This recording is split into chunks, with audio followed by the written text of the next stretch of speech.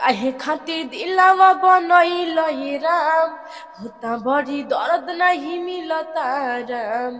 काहे खातिर दिलावा बनैल राम, होता बड़ी दर्द नहीं मिलता राम। निक नहीं लागे है खाना पानी, रोवत बानी सुबह शाम। काहे खातिर दिलावा बनैल राम, होता बड़ी दर्द। बड़ी चीज ये है कि हमको सच दिखाना है, हम भोजपुरी से जुड़े हुए हैं।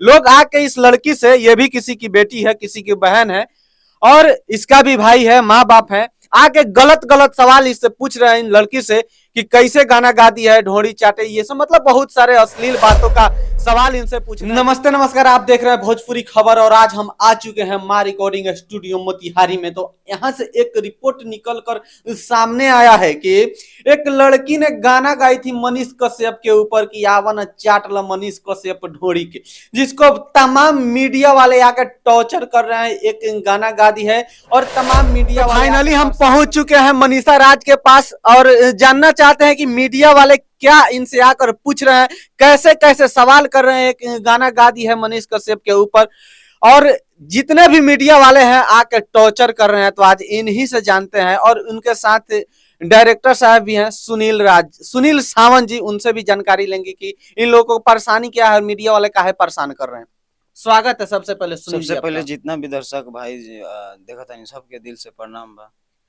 मेरे आने का यहाँ मकसद यही है कि हम काफी दिन से सोशल मीडिया पर देख रहे हैं कि बहुत सारे लोग आके यहाँ परेशान कर रहे हैं आप लोग को। ये गाना वायरल हुआ था आपके स्टूडियो से कि आवन चाटला मनीष कश्यप ढोड़ी की, तो इसमें तो मुझे कहीं भी गलत नहीं नजर आ रहा है। क्या है कि हम खुद एक राइटर है और हम सब चीज जानते हैं कि अच्छा गाना गा के अभी तक कोई वायरल नहीं हुआ है, चाहे पवन सिंह, खेसारी लाल, रितेश पांडे, कल्लू, अरविंद अकेला कोई भी हो, अच्छा गाना गा के वायरल नहीं हुआ है। किसी का भी हिस्ट्री उठा के देखा जाए तो गलत गा के ही वायरल हुआ है। तो आप लोग को परेशानी का सामना करना पड़ रहा है, ये क्या कारण है कि आप लोग इतना परेशान है? मीडिया वाले आप लोग को काहे परेशान कर रहा है? सबसे पहले जितना दर्शक देखा था नहीं हमरा लागत सबसे कि इतना इंटरव्यू लेलन, जितना भी भाई आईनी गईनी कि सब अभद्र भाषा बोल के गईनी। बाकी फर्स्ट बार ये इंटरव्यू लेते नहीं, बाकी काफी अच्छा लगा था और एक एक कहा जाला कि सच क्या हुआ। गाना गा दिया है, देखिए सबसे मतलब बहुत सारे अश्लील बातों का सवाल इनसे पूछना, ये कहाँ तक सही है? ये तो मुझे कहीं सही नहीं लग रहा है। स्वागत है मनीषा जी आपका।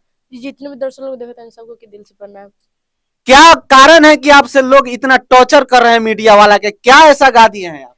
यही मनीष कश्यप जी के ऊपर गाए हैं ढोड़ी वाला, इसलिए आ रहे लोग। और उनके स्वागत में गाए तो वो नहीं दिखाई दे रहे लोग, किसी का भी नहीं। स्वागत में गाए तो 200-400 भी गया है। गलत गाना थोड़ा सा अभद्र, गलत क्या है, उससे भी अभद्र गाना है। राधे श्याम रसिया, गुड्डू रंगीला जी है, जितने भी है, चंदल चंचल का सबसे बड़ा जी हैं, मनोज तिवारी, रवि किशन जी, ये सब उठा दे रिबॉन्ड से, ये सब भी गाए हैं।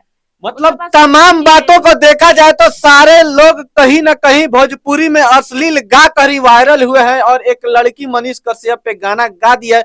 तो मीडिया वाले आके इतना इस लड़की को टॉर्चर कर रहे हैं, मतलब समझिए कहीं ना कहीं हर जगह से आके समझिए 200 मीडिया वाले इनके पास पहुंचे हैं। आके क्या सवाल करते हैं सुनील जी? यही सब मतलब ये नहीं होता है कि लगता है कि उन सबके घर में बेटी बहन नहीं है कि ऐसा ही आते भाषा कुछ चालू कर देते हैं कि ये है ढोड़ी का आता है, ये करने वो लोग बोल बोल के जा रहे लोग।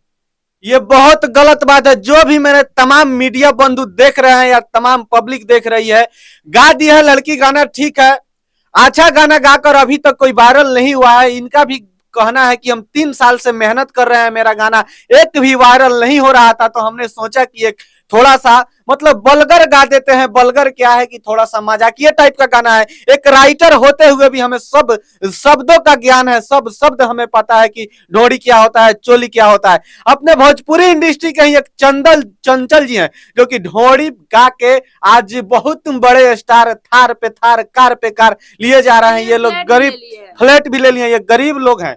देखिए बहुत मेहनत करके यहाँ तक पहुंचे हैं। एक गाना वायरल हुआ तो टॉर्चर करना सही नहीं है। तो आप लोग इस बात को ध्यान कीजिए और अच्छा मुद्दा पे, अच्छा चीज पे आके बात कीजिए इनसे। अच्छा गाना भी गाई है लड़की, एक सैड सॉन्ग सुनते हैं इनसे, गाइए।